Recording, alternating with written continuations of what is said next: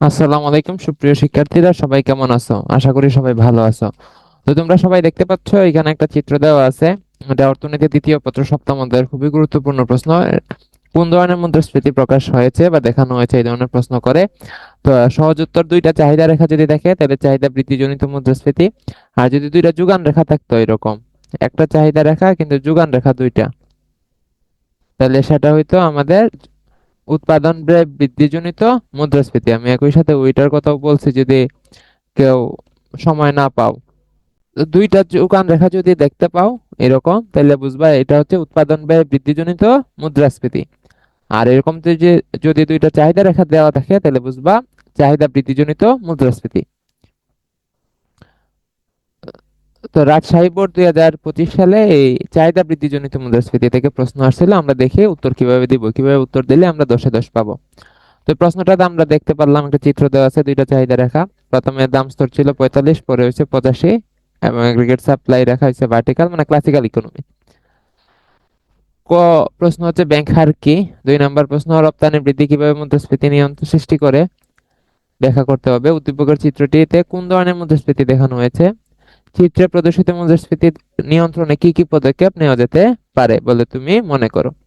আচ্ছা, তাহলে আমরা শুরু করি।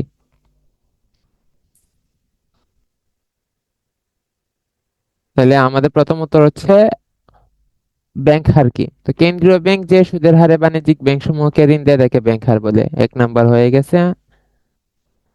তারপর হচ্ছে রপ্তানির বৃদ্ধি কিভাবে মুদ্রাস্ফীতি সৃষ্টি করে ব্যাখ্যা করো। তো আমরা প্রথমে একটা এক কথা উত্তর দিব। রপ্তানির বৃদ্ধির কারণে দেশীয় বাজারে পণ্যের সরবরাহ কমে যায়।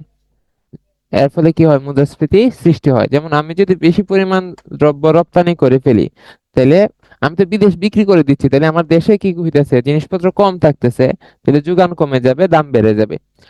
তো এটা আসলে যেহেতু কি হবে যে এগ্রিগেট সাপ্লাই এইখানে ছিল, দাম স্তর ছিল এখানে। এখন যদি আমি বেশি পরিমাণ কি করি, রপ্তানি করে দিই, বিদেশ বিক্রি করে দেই, তাহলে আমার পণ্য কমে যাবে না? তাহলে দেশের ভিতরে আমার এগ্রিগেট সাপ্লাই কি হবে? কমে যাবে, বাম দিকে স্থানান্তরিত হবে, যার কারণে ভারসাম্য দাম বেড়ে যাবে এখানে। তো আমরা চিত্রের মাধ্যমে এটা এক্সপ্লেন করতে পারি। এরকম দিলে আমরা 2-এ 2 পাবো। এখন আমরা লিখবো কিভাবে, যে রপ্তানি বৃদ্ধির কারণে দেশের অভ্যন্তরে যোগান কমে যায়। আবার রপ্তানির বৃদ্ধির কারণে উপকরণ সমূহের দামও বৃদ্ধি পায়। যেহেতু আমি বেশি দ্রব্য উৎপাদন করতেছি বিক্রি করার জন্য, তাহলে উপকরণের সংকট দেখা দিতে পারে, তখন এগুলোর দাম বেড়ে যেতে পারে উপকরণের। ফলে উৎপাদন ব্যয় কি হবে? বেড়ে যাবে। এসব কারণে সামগ্রিক যোগান রেখা কি হবে? বাম দিকে স্থানান্তরিত হয় এবং ভারসাম্য দাম স্তর বৃদ্ধি পায়, অর্থাৎ মুদ্রাস্ফীতি সৃষ্টি হয়। শেষ, এখানে আমরা 2 নাম্বার পাবো। তারপর উদ্দীপকের চিত্রটিতে কোন ধরনের মুদ্রাস্ফীতি দেখানো হয়েছে? তো এখানে একটা এক কথায় উত্তর কি? এক কথায় উত্তর, উদ্দীপকের চিত্রটিতে চাহিদা বৃদ্ধিজনিত মুদ্রাস্ফীতি দেখানো হয়েছে। এখন এর পরের ধাপে আমরা কি লিখবো? এর পরের ধাপে আমরা উদ্দীপকে যাব না, এর পরের ধাপে লিখবো চাহিদা বৃদ্ধিজনিত মুদ্রাস্ফীতি কি। চাহিদা বৃদ্ধিজনিত মুদ্রাস্ফীতি কি? সামগ্রিক যোগান স্থির থেকে সামগ্রিক চাহিদা বৃদ্ধি পেলে বাজারের দাম স্তর বেড়ে যায়। দাম স্তর বৃদ্ধি পাওয়ার এই ধরনকে চাহিদা বৃদ্ধিজনিত মুদ্রাস্ফীতি বলে। এখন এত কম লিখলে আসলে 3 নাম্বার খুব আমার কাছে এতটুকু লিখলেই হইব, কিন্তু যেহেতু বেশি কম হয়ে যায় তাই আমি আরেকটা লাইন বাড়াইছি। সেটা হচ্ছে কেন চাহিদা বৃদ্ধি জনিত মুদ্রাস্ফীতি হয় আর কি। সরকারি ব্যয় বৃদ্ধি বা অর্থের যোগান বৃদ্ধি পেলে সাধারণত এই ধরনের মুদ্রাস্ফীতি দেখা যায়। এখন আমরা কি করব? উদ্দীপক আনবো। উদ্দীপকটা কেন চাহিদা বৃদ্ধি জনিত মুদ্রাস্ফীতি এখন আমি এক্সপ্লেন করবো। যে উদ্দীপকের চিত্রে সামগ্রিক যোগান 50 এককে স্থির ছিল। সামগ্রিক যোগান কি? এই যে যোগান হচ্ছে 50 এককে স্থির থাকলেও চাহিদা AD1 থেকে বৃদ্ধি পেয়ে AD2 তে স্থানান্তরিত হয়। চাহিদা AD1 থেকে AD2 তে কি হয়েছে? স্থানান্তরিত হয়েছে। যার ফলে ভারসাম্য দাম স্তর 45 থেকে 85 হয়। এই যে 45 থেকে কি হয়েছে? 85 হয়েছে, অর্থাৎ মুদ্রাস্ফীতির সৃষ্টি হয়। সামগ্রিক চাহিদা বৃদ্ধির কারণে এই দাম স্তর বৃদ্ধি পাওয়ায় আমরা বলতে পারি যে উদ্দীপকের চিত্রটি চাহিদা বৃদ্ধিজনিত মুদ্রাস্ফীতি দেখানো হয়েছে। শেষ। তারপর ঘ নম্বরে বলছে কি চাহিদা বৃদ্ধি এই ধরনের চিত্রে প্রদর্শিত মুদ্রাস্ফীতি নিয়ন্ত্রণে কি কি পদক্ষেপ নেওয়া যেতে পারে। তাহলে মুদ্রাস্ফীতি নিয়ন্ত্রণে দুইটা পলিসি নেওয়া হয়, একটা হচ্ছে আর্থিক নীতি আর একটা হচ্ছে রাজস্ব নীতি। এছাড়া আমাদের বইয়ে আরেকটা পদ্ধতি আছে, হচ্ছে প্রত্যক্ষ কার্যক্রম, প্রত্যক্ষ নিয়ন্ত্রণ আর কি। তো আমরা তিনটাই আমরা দিব আর কি।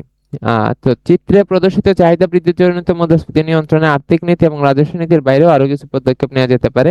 আমরা এখানে এক কথায় উত্তরের জন্য এটা লিখলাম, তাহলে টিচার প্রথমে বুঝবে যে আমি জানি রাজস্ব নীতি কি, আর্থিক নীতি কি। তারপরে লিখবো কি যে কি ধরনের পদক্ষেপ নেওয়া লাগতে পারে। চাহিদা বৃদ্ধিজনিত মুদ্রাস্ফীতি নিয়ন্ত্রণের জন্য সংকোচনমূলক মুদ্রানীতি ও রাজস্ব নীতি গ্রহণ করতে হয়। মানে contractionary fiscal and contractionary monetary policy নেওয়া লাগে। মানে এক্সপানশনারি না, মানে প্রসারণমূলক না, নিয়ন্ত্রণমূলক। যেমন বাংলাদেশের অভ্যন্তরীণ অন্তর্বর্তীকালীন সরকার যে পলিসি নিয়েছিল যে তারা উৎপাদন বাড়ানোর দিকে মনোযোগ করে নাই, মুদ্রাস্ফীতি নিয়ন্ত্রণে মনোযোগ দিয়েছিল, যার কারণে সরকারি ব্যয় কমাইছে, সুদের হার বাড়াইছে। আচ্ছা, তো আমরা আনসারে যাই। বাস্তবিক অর্থে এটা পরে আমরা বুঝবো না। আর্থিক নীতি, আর্থিক নীতির মধ্যে তিনটা জিনিস আছে: ব্যাংক হার, required reserve ratio and open market operation. তো ব্যাংক হার কি করতে হবে? ব্যাংক হার বাড়াতে হবে। এর ফলে ঋণের পরিমাণ কমবে, যেহেতু সুদের হার বাড়তেছে, মানুষ কম টাকা ঋণ নিবে। তাহলে মুদ্রার যোগান কমে যাবে, মুদ্রাস্ফীতি কমবে। মুদ্রার যোগান কমলে আমরা জানি দাম স্তর কমে যায়। নগদ জমার অনুপাত বৃদ্ধি করতে হবে।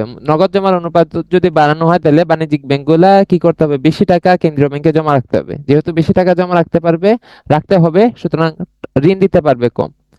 তা যদি ঋণ কম দেয়, তাহলে মুদ্রার যোগান কি হবে? কমবে, দাম কমবে।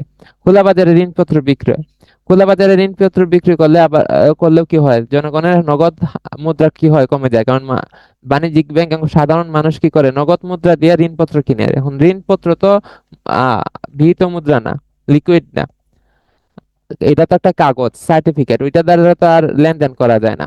কিন্তু এটা কেনার কারণে কি হয়? জনগণ তার হাতের নগদ টাকা দিয়ে দেয় সরকারের কাছে।